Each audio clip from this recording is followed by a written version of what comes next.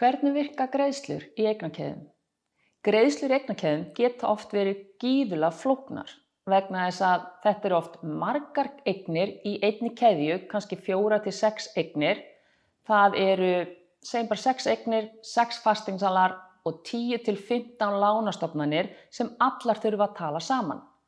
Og kannski eru 3 sem eru að flytja veð, það er jafnvel að flytja veð af eign yfir á eign og á eignin hvílir veð sem eru að fara á aðra eign. Þannig að þegar við erum að stilla upp þessum eignakeðjum þá er voða erfitt að negla niður greiðsluflæðið vegna þess að við vitum ekki alveg hvernig greiðslurnar berast. Það er því rosalega mikilvægt að allir í ferlinu og allir í keðjunni séu meðvitaðir að mögulega þurfa að gera einhverjar breytingar.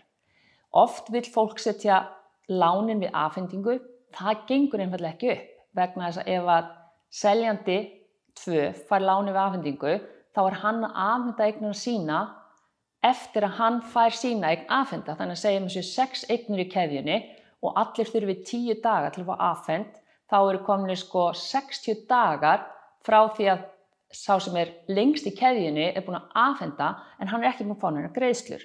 Þannig að við þurfum að púsla þessu öllu saman þannig að þetta gangi upp og ég heyri stundum og fólk segir við mig, Ásdís, mér er alveg saman þessu keðju, ég er bara að horfa á mín kaup, ég átta mig á því.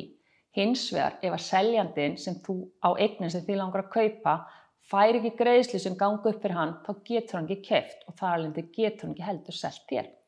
Þannig að það er gífurlega mikilvægt að sýna þolinmæði í eignakeðjum því þær eru ofboðslega oft langar og flóknar og krefjandi en við höfum ekki ennþá lent í eignakeðju sem gengur ekki upp. En þetta tekur tíma og við þurfum stundum að hugsa út fyrir kassann.